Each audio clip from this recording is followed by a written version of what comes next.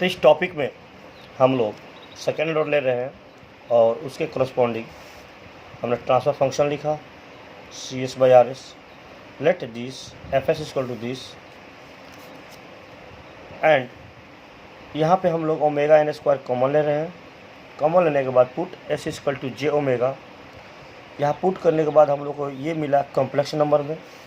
हम लोगों ने इसका मैग्नीट्यूड लिया, मैग्नीट्यूड मिला F J omega mod F J omega equal to 1/√1 minus omega by omega N का स्क्वायर का whole square plus 2 zeta omega by omega N का होल स्क्वायर।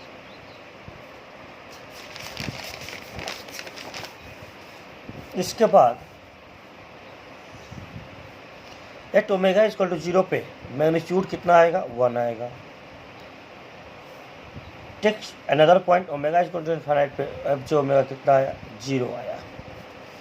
इसके बाद हम इससे ग्राफ प्लॉट करेंगे जो 1 से स्टार्ट होगा और कहीं हमको पीक भी मिलेगा, और पीक मिलने के बाद अगेन ये इनफाइनाइट पे कहाँ जाएगा बाबू, 0 पे।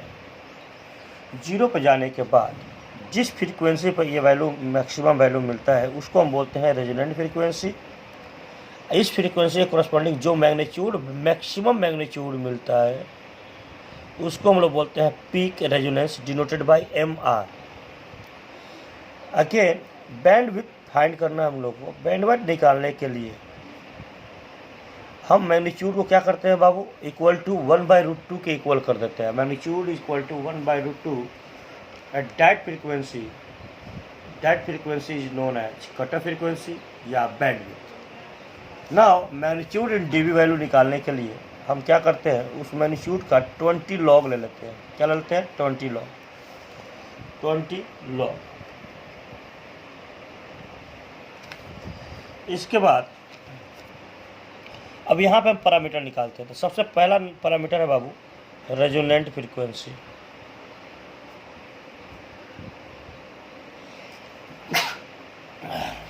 Resonant frequency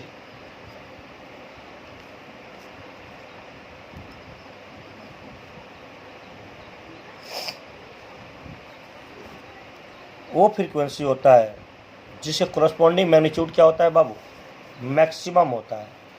it means it is the frequency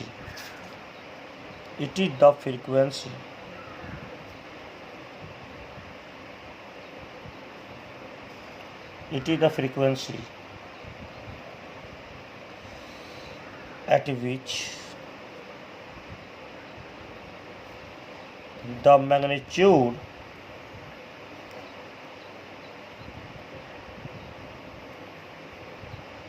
has maximum value।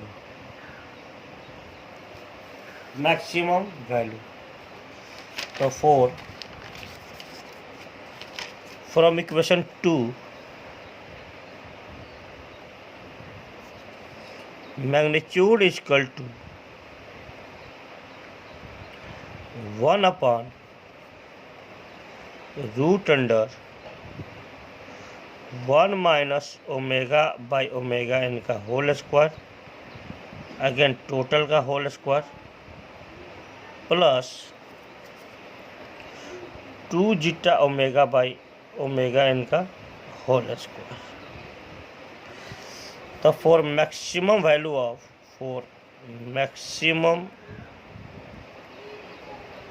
Value of magnitude can be determined by taking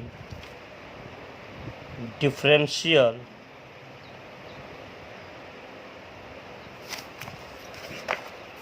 with respect to omega। तो now let u is equal to omega by omega। तो from equation 2 F J omega equal to 1 by root under 1 minus you का square का whole square plus 2 zeta into u, 2 zeta into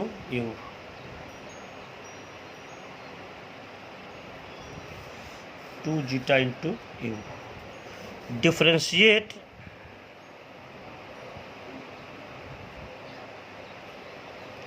above equation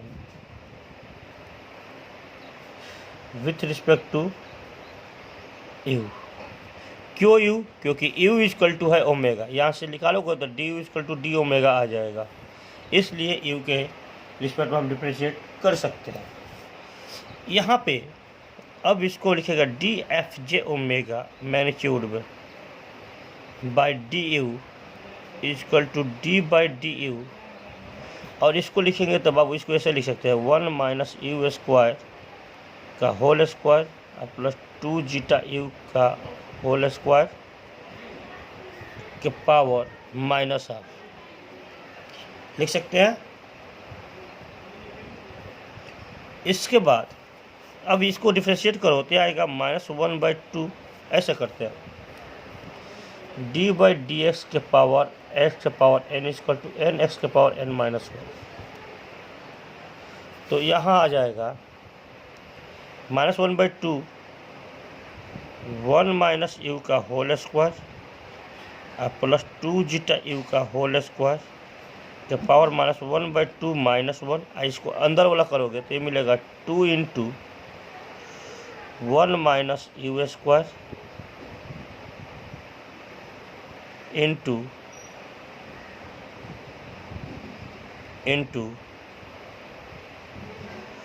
-2u plus 4 zeta square को बाहर कर देते हैं और you square का मिलेगा 2u इक्वल टू 0।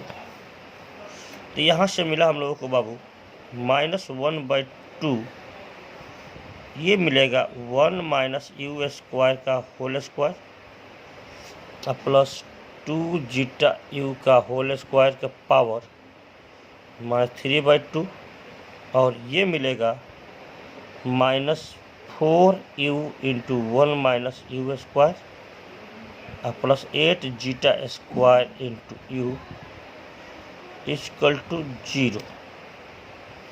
अब ये करोगे बाटा में आ जाएगा -1/2, और इसको ऐसे लिख सकते हैं 1 माइनस यू स्क्वायर का होल स्क्वायर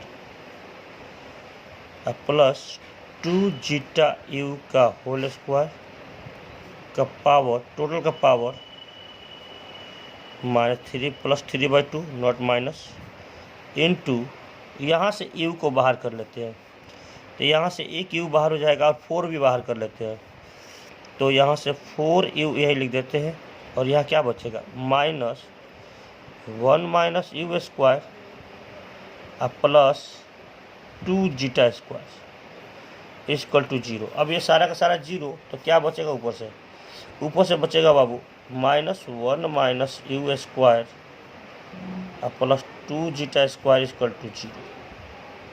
यहाँ से इसको इधर भेज दो तो ये हो जाएगा 1 minus U square equal to 2 zeta square. यहाँ से यू स्क्वायर को इधर भेजो, इसको इधर लो, तो 1 minus 2 zeta square equal to u square. और यू का वैल्यू कितना लिए थे बाबू? ओमेगा बाई ओमेगा एन का होल स्क्वायर। तो यहाँ से ओमेगा स्क्वायर इक्वल टू, यही ओमेगा एन भेज दो इधर, omega N square 1 minus 2 zeta square. तो omega equal to omega n root under 1 minus 2 zeta square. This frequency is known as peak resonance frequency, which is equal to omega r equal to omega n root under 1 minus 2 zeta square radian पर second. Unit का ख्याल जरूर रखिएगा आप लोग। इस equation का नाम देता हूँ टी। तो यहाँ से एक पॉइंट हम लोग को पता चला कि omega r defined for 1 minus 2 zeta square must be greater than 0, positive value. तो यहाँ से 2 zeta square less than 1, zeta square is less than half, तो zeta is equal to less than 1/√2। यानी रेजोनेंट फ्रीक्वेंसी डिफाइन किसके लिए है? Defined for zeta is equal to zeta less than 1/√2। Second parameter हम लोग के पास है बाबू पीक रेजोनेंट या पीक रेजोनेंस, जिससे हम लोग एमआर से डिनोट करेंगे। किससे? तो for M R value put omega is equal to omega r in equation number second. तो M R is equal to magnitude F J omega at omega is equal to किस पे बाबू? ओमेगा आर पे। तो magnitude कितना है? 1/√1 minus omega by omega N का whole square plus 2 zeta omega by omega N का whole square. Omega equal to कितना put करना है बाबू? ओमेगा। तो पुट कर दिया जाए। तो एम आर इक्वल टू 1/, अब ओमेगा की जगह पे ओमेगा रख देंगे। किसके जगह पे? ओमेगा की जगह पे। तो 1 minus omega R by omega N का होल स्क्वायर और 2 zeta omega R by omega N का होल स्क्वायर। ओमेगा आर कितना निकाला था हम लोगों ने? Put omega R is equal to omega N √1 minus 2 zeta square in above equation. तो एम आर कितना मिल जाएगा? M R is equal to 1/, put कर दिया जाए तो 1 माइनस ओमेगा एन स्क्वायर है यहाँ पे। तो omega N square 1 minus 2 zeta square अब बाई ओमेगा एन स्क्वायर और फिर टोटल का स्क्वायर प्लस 2 जीटा, यहाँ भी रख दो ओमेगा एन, 2 जीटा मत करो, इसको भी स्क्वायर कर दो। तो 4 zeta square omega N square 1 minus 2 zeta square अब बाई ओमेगा एन स्क्वायर आ जाएगा। Omega N square cancel, omega N square cancel. तो यहाँ से देखो कितना मिलेगा ये 1/√1 माइनस, अब ये माइनस को इधर अंदर भेजोगे तो क्या मिलेगा? ये हो जाएगा माइनस और प्लस 2 जीटा स्क्वायर का होल स्क्वायर प्लस अब ये मिलेगा 4 zeta square 1 minus 2 zeta square. आगे बढ़ाइए तो यहाँ से ये रूट अंडर ये 1 और 1 क्या होगा? कट जाएगा। यहाँ से मिल गया ये 4 जीटा के पावर 4। यहाँ से मिलेगा ये मल्टीप्लाई कर देते हैं 4 जीटा स्क्वायर माइनस 8 जीटा का पावर 4 माइनस 8 जीटा का पावर 4। अब इसको आगे बढ़ाएंगे तो M R is equal to 1/√4 zeta square अब माइनस 4 जीटा का पावर 4। ये हम लोग को यहाँ से मिलेगा। तो यहाँ से 4 जीटा को कॉमन कर लेते हैं, 4 जीटा स्क्वायर कॉमन कर लेते हैं। तो 4 जीटा स्क्वायर कॉमन करेंगे तो बाहर आएगा 2 zeta root under 1 minus zeta square. तो एम आर इक्वल टू कितना मिला बाबू? 1/2 zeta root under 1 minus zeta square. 8 omega equal to किस पे मिला? ओमेगा आर पे।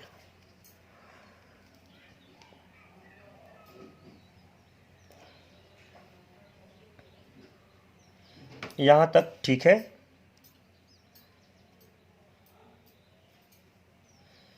अब हम देखो, अब हमने देखा था कि वेन जीटा का कंडीशन रखा था, क्योंकि ओमेगा आर डिफाइन था किसके लिए? जीटा का वैल्यू लेस देन 1/√2 के लिए। तो पहले देखा हम लोग कि वेन जीटा लेस देन 1/√2 हो तो यहाँ से हमेशा एम आर ग्रेटर देन 1 मिलेगा। अगर चेक करनी है तो इसको पहले पुट कर दो यहाँ पे, check it. Omega M R equal to 1/2 into 1/√2 into 1 minus 1/2। यहीं पर कर देते हैं तो यहाँ पे मिलेगा बाबू हम लोगों को 1/√2 बाहर ऊपर चला जाएगा। तो चलो इसको यही कैंसिल कर लेते हैं।